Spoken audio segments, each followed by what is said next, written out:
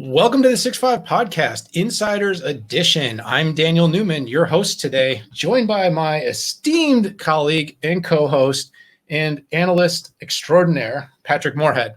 And you see me leaning and looking because this is a completely different experience today. I'm in Austin, Texas, 4 months in quarantine. And for the first time, I put my N95 on, my safety glasses, my hat, my shield, my visor. I got a lot of wipes. And I got on a plane and I went down to Austin, Pat, to come here and join you to do this awesome podcast today, which we have a really exciting guest today. But how are you doing, Pat? Let's just start with that. Well, first off, when I see you, I feel better. I mean, you literally did the bubble boy for me to come down to Austin, and it's 104 degrees down here. So there must be a great reason to do this. We must have a really special guest, but it was a little different seeing you for the first time in the lobby with your mask. It's like, do we hug? Do we, do one of these? Do we fist bump, elbow bump? We both been tested, so we're good. Yeah. So I'm feeling pretty good about this, but it is so much better seeing you in person. It's a little surreal. It's a little surreal. Getting back out, getting on an airplane again. We did this 47 weeks a year. Our mantra when we started the 6-5 podcast, right? We'd always, where are you? Because we were recording this anywhere and everywhere in the world. And very rarely was it in our offices. For 4 months now, we've been in our offices. But yeah, we've got a couple of exciting things going on. First of all, we've got an awesome guest today. We've got the CMO of Marvell, and we'll introduce him in a minute. He's in the green room. But we also have the upcoming 6-5 Summit. Yes. And that's another big reason why I'm down here. And by the way, Marvell will be involved in that. So along with a list of really awesome customers. Right. I might be moving here. So there's another reason that I wanted to come down here because Austin may be home for me very soon. But let's get at it today. Let's do that. The insider editions are some of my favorite, Pat. I love getting on with executive leadership from companies that are doing really special things. And earlier this year, both of us work with Marvell, and we both had the chance to hear from Chris Koopmans, the CMO of Marvell, about the company's big rebranding and kind of the rebirthing of the company. And it was pretty cool and pretty exciting. And you and I both agreed that we really need to get him on the show. Absolutely. I love turnaround stories. So let's get Chris in here.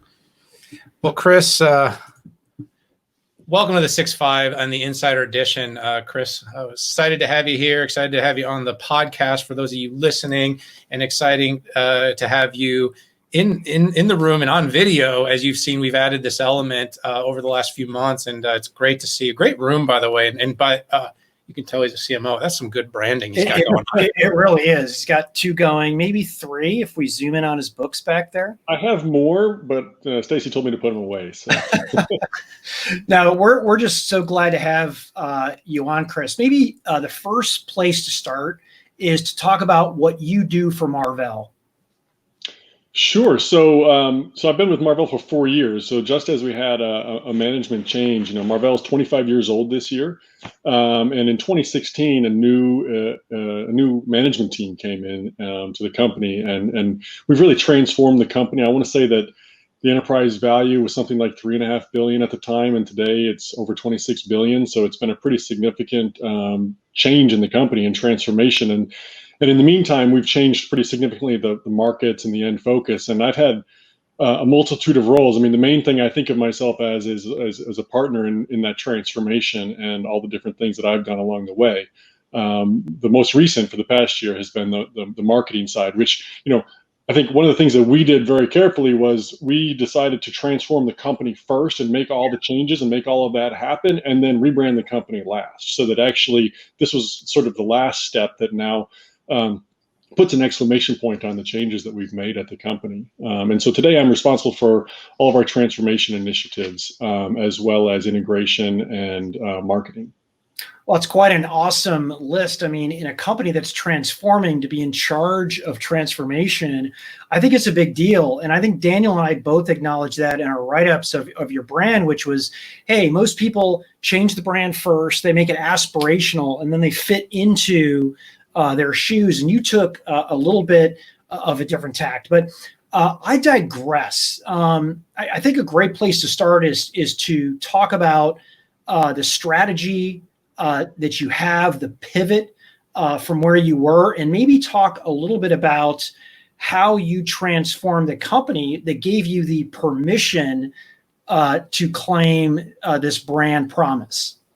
Sure. So yeah, Marvell, when I joined Marvell, it was pretty clear Marvell was an iconic engineering company, had just amazing technical capabilities and could pretty much build anything we decided to build.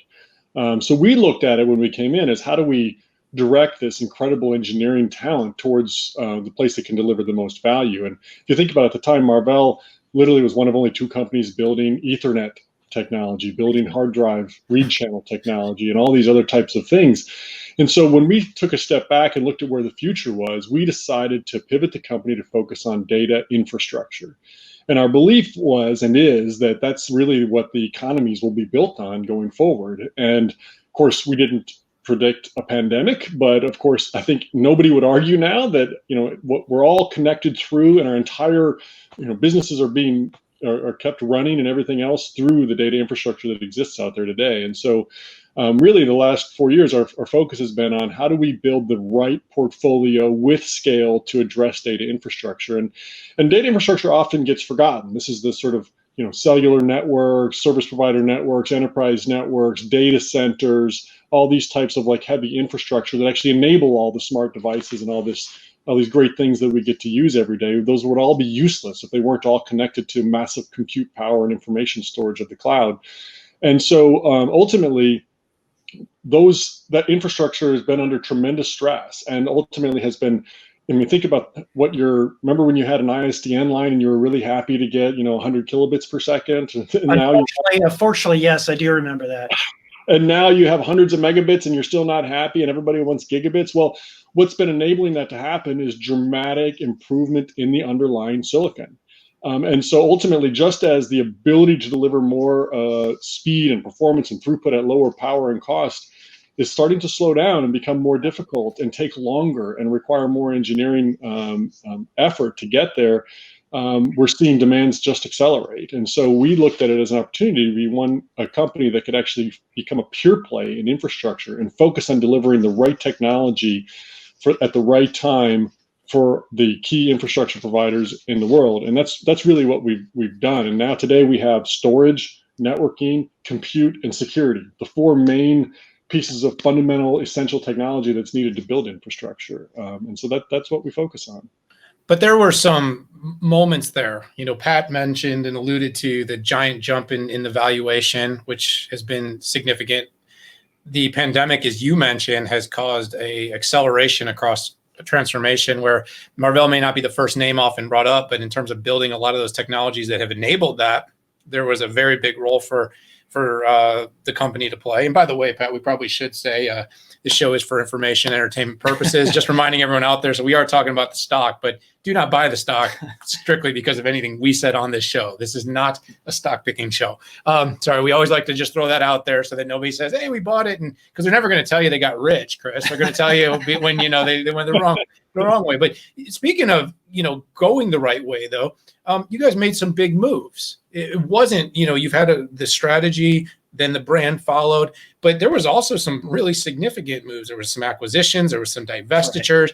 Right. Share a little bit about that, because I think those were also fundamental to getting the company to where it is today.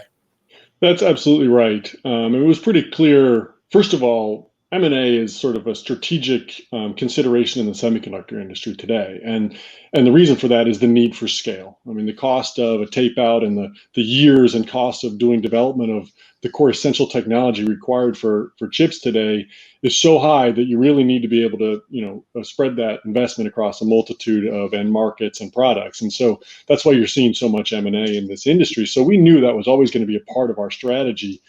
And once we made the decision to pivot towards infrastructure, the first thing that we had to do was decide which of our product lines fit that strategy and which ones didn't. And the ones that didn't, we divested. And so we divested of a number of businesses. At the time, I was running our networking and connectivity division, which included things like our Wi-Fi that we sold last year, as well as our multimedia business and a number of other businesses that we decided didn't fit. So that was sort of step one. Step two was let's take a look at all the businesses that do fit, and let's pivot hard towards data infrastructure. So as an example, our storage business at the time was more heavily levered towards PCs. So building hard drive and SSD controllers for PCs, and we pivoted that hard towards nearline hard drives and data center storage solutions for the cloud. I mean, at the end of the day, 90+% of the bits and bytes in the cloud today are still stored on hard drives, 16, 18, soon 20 terabyte hard drives that are being used in the cloud. And Marvell is the core, at the core of that technology. So we pivoted our existing businesses hard towards that infrastructure. And then the next step was to figure out how to gain more scale. And Marvell had strong storage and networking assets, and we really needed to get bigger in compute. And so that's where the first acquisition we did, we acquired a company called Cavium, which was really the leading innovator in embedded processing or infrastructure processors. We're talking about multi-core, 24, 32 core processors that sit in firewalls and 5G base stations and routers and switches, core infrastructure that powers the internet. And so that really added our processing and security leg to our networking and storage to really round out the four pieces. And then last year, I should take a step back. As we engaged customers with those products, what we started finding was that they loved the technology, but everybody wanted it a little different, right? They needed a little bit more of this or a little bit more of that, or they needed some sort of customization capability to really reach what they wanted to accomplish while utilizing all the core, like utilizing our multi-core ARM processor or our Ethernet technology, but then adding maybe some of their DSP technology or special capabilities for their particular application. And so we acquired Avera Semi, which was a part of Global Foundries at the time, which was originally part of the IBM Microelectronics ASIC division. So they have a 30-year history of building custom products, custom chips for this industry. So that really, Cavium brought a new set of product technologies. That brought sort of a new development technology so that now we can offer our complete portfolio to customers however they want it, whether it's off-the-shelf standard product or whether it's full custom, or more often what we're seeing in order to really leverage their investments is part, standard Marvell IP and part their custom IP packaged together into a solution as they specify it.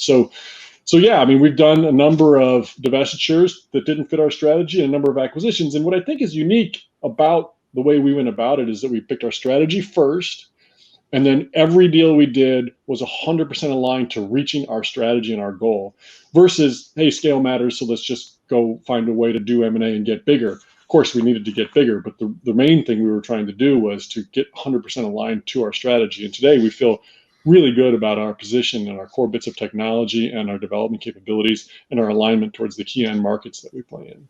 Yeah, and I really like the focus in on data infrastructure. There's not too many companies that can say they specialize this. And when I look at the size and the valuation of those companies, they're the biggest companies out there. And what I found most interesting is as you laid out the top 20 semiconductor companies, you're a player by revenue already. What I'd like to do is let's take another cut at I'd love to learn more about your markets that you're going after, right? We talked about compute, storage, networking, and security, but maybe we start off with 5G. 5G is hot in more ways than one, and it's so big that it's even hard for COVID to slow it down. How are you approaching that market, Chris? Absolutely, great question. So if you look at our key end markets, we're focused on 4 key end markets. One being carrier, which is where 5G is playing. 2 being enterprise, which is sort of our traditional market. And then we focus on cloud data centers and the new infrastructure or edge infrastructure, of which automotive is a key part of it. So let's start with 5G. So what we're seeing in 5G is that really you need more compute power than ever before. If you look at most of the base station vendors of the world, for all the decades that they've been building cellular base stations, there was a lot of custom silicon involved. A lot of custom silicon and a lot of programmable, like FPGA type silicon that was put together to build the solutions that they needed. And as you move forward now with massive MIMO processing and a lot of the new things that are needed in 5G, the amount of raw compute needed to deliver that capability is so high that they find themselves needing to become processor experts. Yeah. And so, and of course, that's what Cavium did, and now Marvell for decades. And that's not something you just pick up and replicate.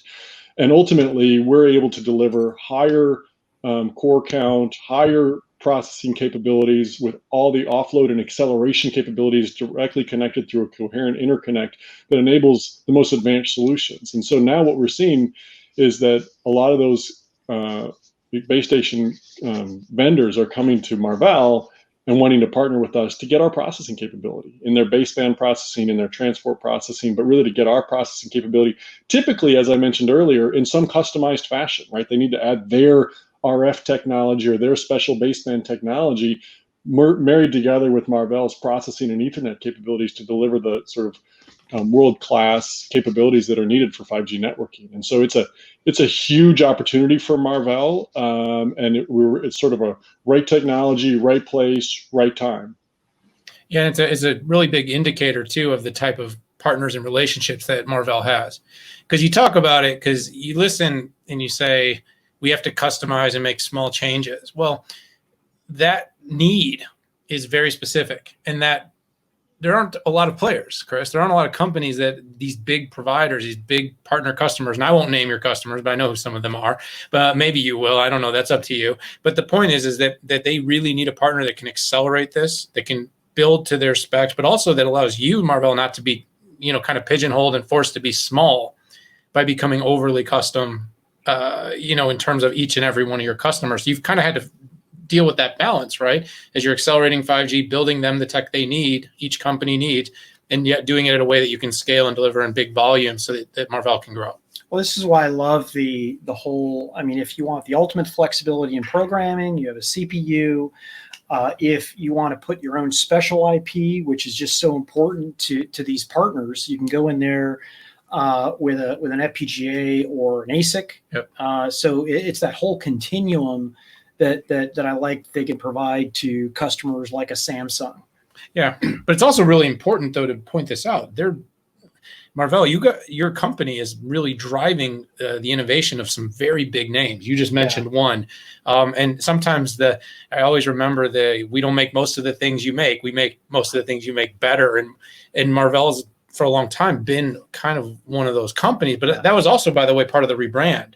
Was Marvell's really trying to get more front and center, let more people hear about the impact Marvell is making. And by the way, we're very excited to have Marvell at our summit and to be involved in some upcoming things that are going on to talk more about that. So no more secrets during our show, though. I know, so, we got to keep that to ourselves. But I want to pivot to your most recent earnings call. So your CEO talked a little bit about, cloud data center. You've alluded to cloud data center. The company, as you said, pivoted off of personal computing some time ago and has really come to recognize the cloud and the data center as a next big frontier. So 5G, cloud and data center, take us there next.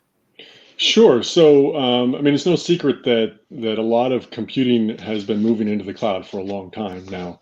And it's certainly true that it's probably accelerating during times of COVID, right? Where the move from on-prem to cloud has been going on for a while, but it's really going to be even more and more so in the future. And at Marvell, if you think about the core bits of technology we have, storage, networking, processing, and security, they're all needed in the data center. But it's very different in a sort of broad enterprise data center where Marvell has a very large business today versus what's needed in the cloud data center, which in the cloud, you tend to have very specific workloads and you want optimized content for those workloads or optimized architectures for those workloads. And so what we've been doing is part of our pivot has been towards the cloud data center and building optimized technology and capabilities. A good example is I talked about our processing capability, which is our Octeon product line that came to us with Cavium that's being used in 5G base stations. It's being used in very similar ways in cloud data centers. So for example, Liquid I/O is our SmartNIC technology built on the back of Octeon that's accelerating clouds. It was actually one of the first SmartNICs ever deployed in the industry was based on Octeon and Liquid I/O. We also have Liquid Security, which is again taking an Octeon and then making a hardware security module out of it for key management in the cloud, and it's been adopted by all the key cloud vendors out there today. And I already mentioned nearline hard drives. And then, ultimately what we see is Octeon as this, it's been coined as the DPU, or data processing unit, as a third pillar of computing in cloud data centers. As you start to think of data center scale computing, where you have the CPU and the GPU, and now you have the DPU, and Octeon is literally designed as the most optimal possible DPU and the most widely deployed DPU in the world. And so, we see all of these coming together and creating between storage and networking and data processing, a very large opportunity for Marvell that will be the same size as 5G, which is, I think, what was mentioned in the earnings call. Yeah, and you're already in a ton of security appliances out there with name brands that we would all know. And I always forget if I'm allowed to talk about them or if I'm not. So as Daniel said, we'll let you talk about it. But it's a very interesting play for sure. And also, it's funny. People used to be really stuck on the whole x86 thing. And now it's kind of like a who cares? I mean, I see in major public cloud data centers, they're leading with ARM-based processors for general purpose. And I would posit that it never really mattered inside of storage and networking anyways. And it's interesting how we just kind of gloss over that. So I think what we're seeing though is its transition. I mean, x86 certainly has its market, and we're seeing a shift, and we are seeing a real shift away. And what I love is that the shift is driving innovation. It's forcing the x86 folks to push, and seeing these new types of compute, these ARM-based processors, these ASICs being built for purpose-built. I think it's great because I think while you talked about some of the things that have slowed and that have become harder in that particular area, though, you're seeing a lot of innovation. And I think it's forcing all the compute, the AI companies to build really some special products that are going to ultimately for us going to build us things that we use, whether it's maybe vehicles would be something we could talk about, which pivots quite nicely to the next question I had.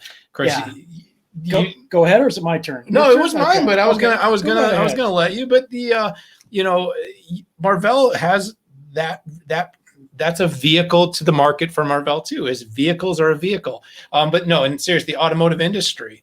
So we've kind of hit on 5G, we've hit on the data center, but there's a lot of investment and a lot of focus for the company in automotive. So while we go point to point to point, indulge us. Tell us what the shift is that's going on in for automotive. Yeah, I mean, just before I dig in on automotive, just to comment on what you mentioned a minute ago between x86 and ARM, I think ultimately x86 really fits in the sort of one-size-fits-all category where you have a very broad software ecosystem, which is in PCs and it's in enterprise data centers and things like that we talked about.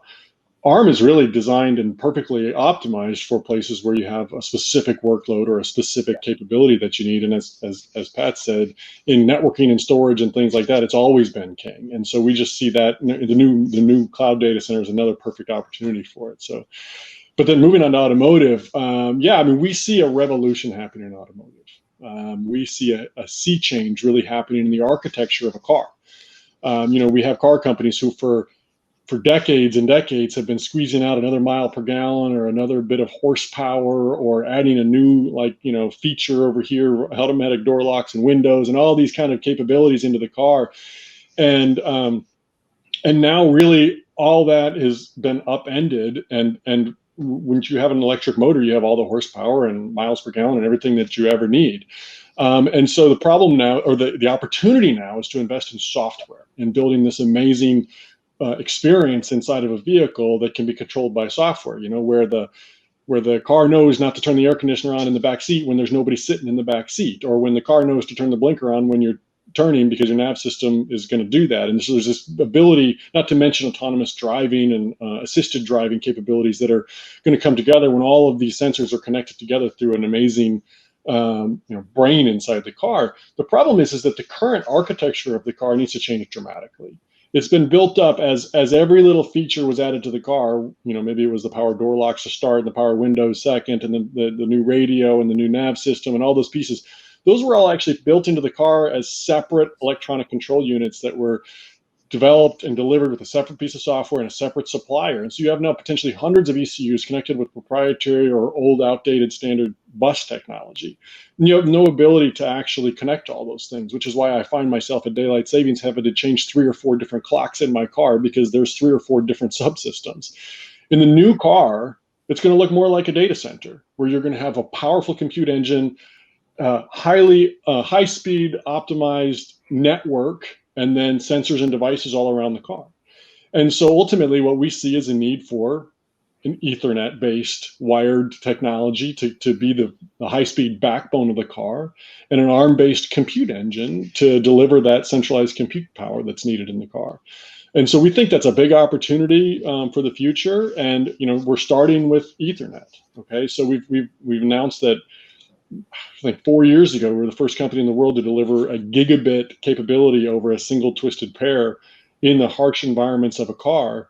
And when we acquired Aquantia, the first company to do multiple gigabits over the same in the same environment. And so we're really investing to be the leader in high-speed networking in the car, and we have all the compute capabilities for the future as well. And we think that's a huge opportunity, but of course, it is the automotive industry, and it takes time. This isn't an industry that moves in 6 months. It's going to take multiple years. But Marvell has more than a dozen of the key OEMs in the world today rolling out Marvell's Ethernet technology in their car. And so we think that the future is really bright in automotive as well. And we think it's really the next piece of edge infrastructure. But I think we're starting to experience that in most of our vehicles. If you have a vehicle that's been built within, the last 3-4 years, it's likely you have, whether it's your tech or the specific, we're seeing the larger compute panels, the more single interface to control everything. We're starting to become more like an iPad. Of course, Tesla did that with the big video screen, and I think that is going to become the only way. I don't see, Chris, you mentioned it takes time, but I can't imagine in 3 or 4 years whether it's a smaller, more basic cars all the way up to the top of the line, because these things, these phones, these devices, we want our experience in our vehicles to mirror the experiences that we have on our phone. And why why does CarPlay work so easy for most people? But why is it, like you said, why am I changing 4 clocks? So it sounds like you guys really are sort of taking advantage of the pivot that people are going to really want. I think that's right. And ultimately, think about it. You talked about Tesla. The Model S came out in 2012. It's 8 years ago, right? And it still fundamentally looks very similar. I think one of the main things that needs to happen to get that smartphone experience that you mentioned is a complete software stack that's over-the-air upgradable. I go down every week and I'm like, oh, software upgrade. What do I have now? And it's material things that are related to driving. It's not just some new bell or whistle. It tends to be a really, like, one day dash cam was added and another day something else was added around the nav system. And whereas like in your other car, even though you do have the nice screen and things like that, it tends to look like I just got an email from my other car company that said, hey, go on here and for $150, we'll mail you a CD-ROM with an updated maps. Like, what are you talking about, right? So this is 2020. So ultimately, yes, I agree with you that that's the direction it will go. No question. It's got to be there. That's what consumers expect. That's what we demand. And it does take time, but that is the way that it's going. And when it does, they will use modern technology. They'll drop a lot of this old automotive technology and they'll use Ethernet, they'll use ARM, they'll use all the sort of modern data center type technologies. Yeah, Chris, and I especially appreciated your opening comment, which talks about the architecture. And the architecture is software defined.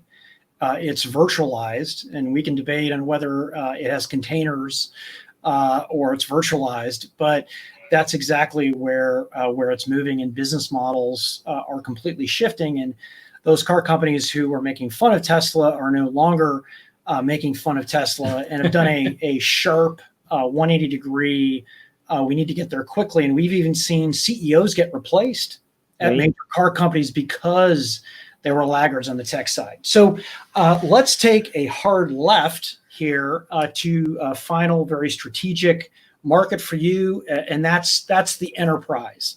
Not to be confused with the cloud data centers. These are the Fortune 500, Fortune 1000 companies, and even for that matter, small businesses who have on-premises infrastructure.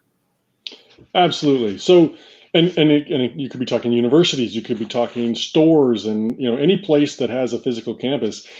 When we talk about our enterprise portfolio, we talk about the borderless enterprise, okay? Because, and of course, we talked about that before COVID-19. I think everybody will recognize how borderless our enterprises are now. I mean, we're all sitting in our homes or other places connected to our network, right? So the borderless enterprise really is different. It used to be that you built an enterprise where you protected the perimeter, and now with the advent of cloud and mobile, it's just not the case anymore. The enterprise is truly global and it's truly borderless, and you need to secure and network and optimize your capabilities for your employees wherever they are and to whatever applications they need to access. And so you need high-speed networking, you need security, you need intrusion detection and prevention, and you need telemetry. You need a lot of data. If you look at a lot of the intrusion detection and prevention systems, what they really need is a lot of data that they can then process to identify things when they're happening. So where you used to just want your infrastructure, your wired infrastructure to just go real fast and be real cheap, now you need it to be real intelligent, and you need it to have the ability to deliver a lot of data so that you can actually detect what's going on and manage what's going on in your network. So once again, you need storage, you need processing, you need high-speed networking, and you need security. And those are Marvell's key bits of intellectual property. And we're privileged, as you mentioned earlier, 9 of the top 10 firewall companies or security appliance companies in the world, for example, use Marvell silicon in them.